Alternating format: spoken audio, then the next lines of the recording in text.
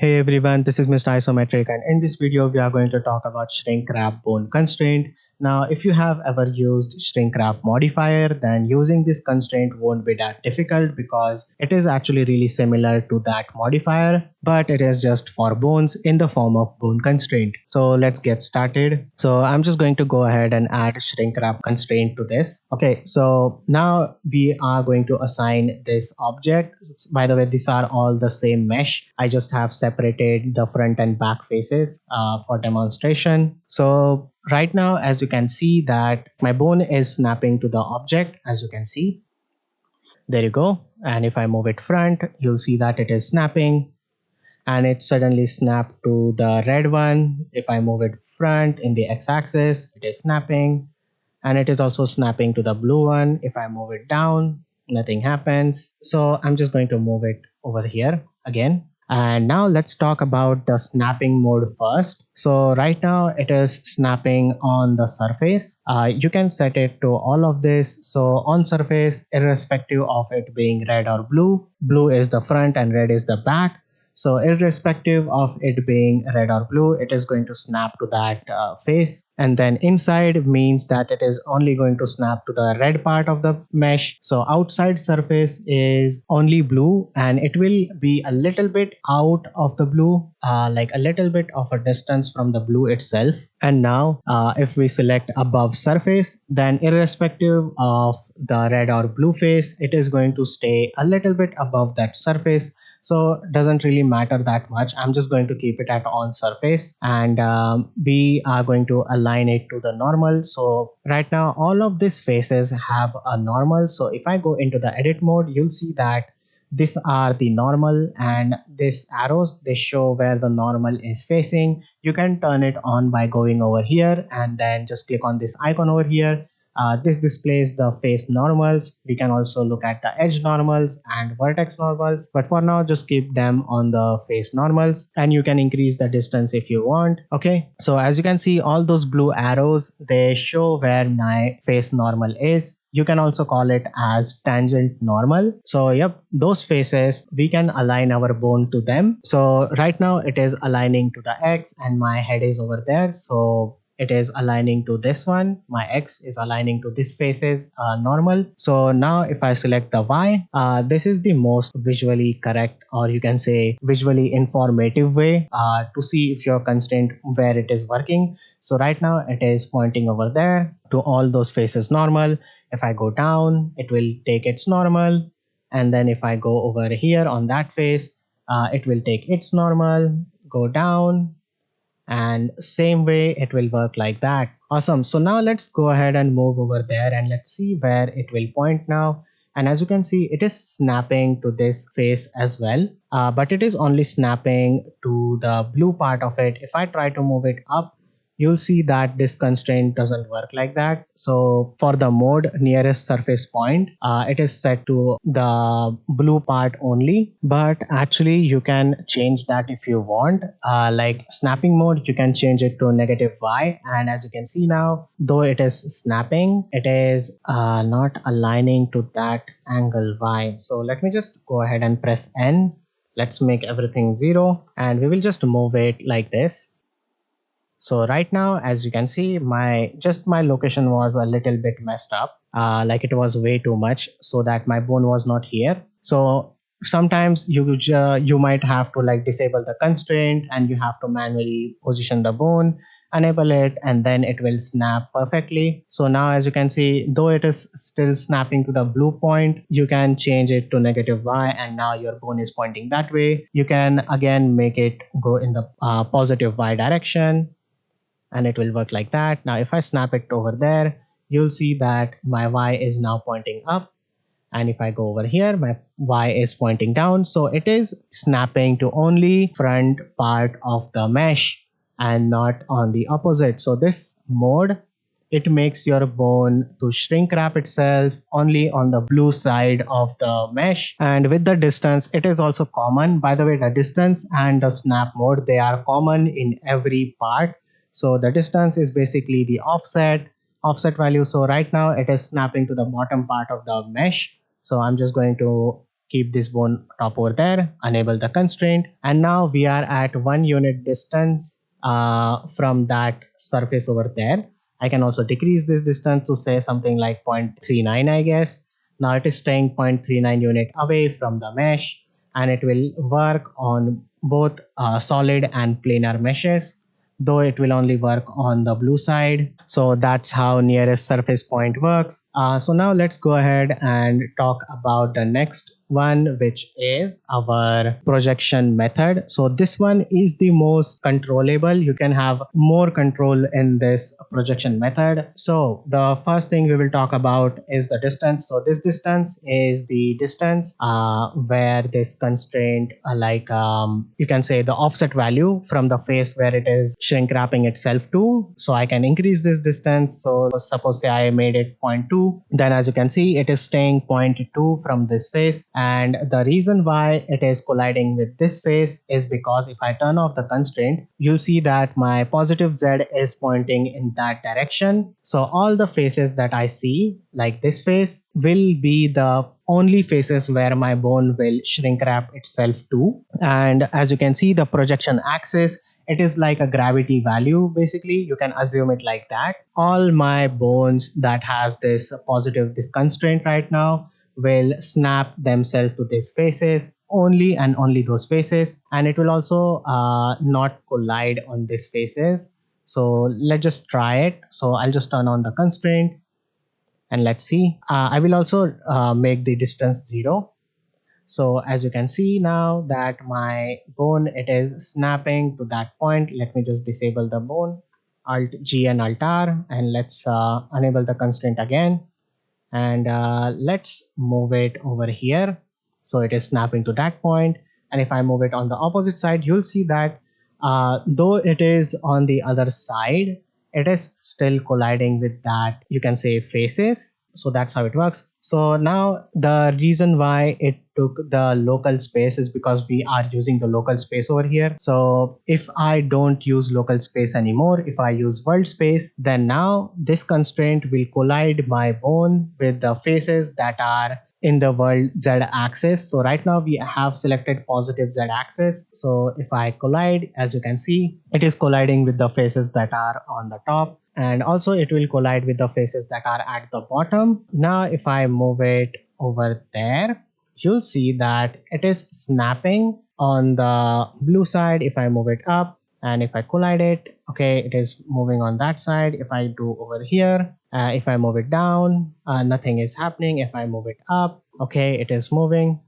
So I can collide with the blue surfaces only right now. Okay, so this is a thing about this constraint. Now there are more things to know about this constraint. So as you can see that when I do positive Z, the only faces that it will collide is the faces that like suppose if I make my view such that I'm viewing to the positive Z, then these are only the faces where my bone should collide. And a way to test is using this distance. So what this distance does is it will snap your bone whenever it is within this distance. So if I make this, suppose say 1 unit, and if I move my bone on the Z axis, now we all know that from this face, 1 unit is somewhere over there. So if I move it in, it should snap, but it is not, because the only faces that we are supposed to snap is the bottom face. Why? Because they are facing in the direction of the positive Z axis. So let me just show you. If I move to the opposite side like this, okay, so in the side view, if I move it down, okay, so as soon as I will cross this threshold over there, as soon as I move up, my bone snaps to the face and it will stay like that. And it is true for every face tangent direction. So from here, I guess 1 unit is somewhere over there. So as soon as my bone goes that direction, you'll see that it is snapping to that face. And as soon as I'm out, it doesn't work anymore. And also it doesn't work in that direction. And now to make it work in that direction, there are two ways. You can either check this projection opposite, or you can just select negative Z, and now the snapping is working in this direction as well. So as soon as I go 1 unit in, it will snap and it will stay true like that. Okay. So what happens when you turn on the project opposite? So in the positive Z, let me just show you how it's happening. Not snapping over here, but it is totally snapping at the bottom, right? So whenever you turn on this checkbox, it is as good as it is selecting the negative axis as well. So right now they both are selected. Even though we have only selected the positive Z, they both are selected. And now as soon as I move it within the threshold, it is snapping, and same in the opposite direction. If I move within the threshold, it is snapping. So this will make sure that your bone, it is snapping to the blue part of your mesh in the both directions. So let's go ahead and press Alt G Alt R, and now let's move in the X globally. It is snapping, as you can see, to the blue part, and if I move it again, it is snapping to the blue part and it is staying snapped, and that's awesome. So that's how this much works. So now let's talk about the face culling. So I'm just okay, I'll just keep the project opposite turned on. So what face culling does is, right now it is turned off so that it will snap to the object irrespective the direction of the collision, if it has a blue or red face. So if I turn it on front only, also one more thing, if you are using project opposite, then you will have to click on invert cull, or else this will not work, like face culling will not work. But if you turn this off, you'll see that it automatically disables the invert cull. So yeah, just make sure that if you want culling to be work while you use project opposite, then make sure that invert cull is turned on. Okay, so I'm just going to reset the position of the bone, and as you can see, it is colliding with the blue part, and then it is not colliding with this part anymore. Why? Because the projection is on the positive Z, and this bone cannot see this face. Like it doesn't know that there is a mesh over there, because it is on the red part and we have selected the front part only. So as soon as I go over there, you'll see that it is snapping. If I move my bone down, nothing happens, it just moves through it. Like it will totally ignore that face. So if I select the back, you'll see that now it is colliding with the mesh. It is colliding not anymore with this mesh, because it cannot see the front mesh, it can only see the back mesh. So there you go. So though it is snapping on the bottom, because it is like ignoring the top face, but at the bottom it is still red, so it is going to collide over there, and it is only going to collide to this one and not this one. It is totally going to ignore that. So that's how the culling works. So I'm just going to reset my bone position again. So that's how the project mode works. I have already talked about the snapping and distance. You can add offset with this distance in this mode as well. So right now it will stay at 0.12 meters distance away from the collision. Okay, now this both will conflict with themselves, so make sure that your snapping distance is greater than your distance. So I'm just going to make my distance 0. Okay, now let's go ahead and talk about nearest vertex. So as the name suggests, it will snap your bone to the nearest vertex as possible. So if your mesh has too many vertices, that then you can use this mode. So it will snap your bone to the vertex like this, and it will also snap it to the red part. Doesn't care about the front and back. So we can now go ahead and add some distance offset. So if I make it 0.3, then in every direction it is going to stay 0.3, like it is not going to touch that vertex anymore. So if I move it on the X, you'll see that it is now moving on an imaginary sphere around that vertex over there. And as I said earlier, it will snap to the vertexes irrespective of the faces, like the face direction. So there you go. That's how the nearest vertex mode works. So now let's talk about the tangent normal projection. So as I told you earlier, all these arrows, they are its tangent normal projection, or you can say the face normals. So now if I go back into the pose mode, you'll see that my bone will strictly follow the mesh wherever my tangent is, and it will keep snapped to the faces. So it is like a hard shrink wrap. So wherever your bone is near to, it is going to snap. So it doesn't matter if your bone goes way too far away. Like if I disable, you can see my bone is over there, but the closest face in the Z direction is that. So it is going to snap it to over there. So let me just press Alt G and Alt R so that my bone gets reset. So as you can see, it is hard snapping to all the faces that we can see right now. So there you go. It can also collide with the side faces like that. It can also collide over there. So if you want something that is really snappy to the faces at any point, then you can use this tangent normal projection, which is I think most preferred in the shrink wrap modifier as well. So yep, that's how it works. You can also now give a little bit of distance like zero point 0.3 or something, whatever you want, and it will stay like that. Also, there is one more thing.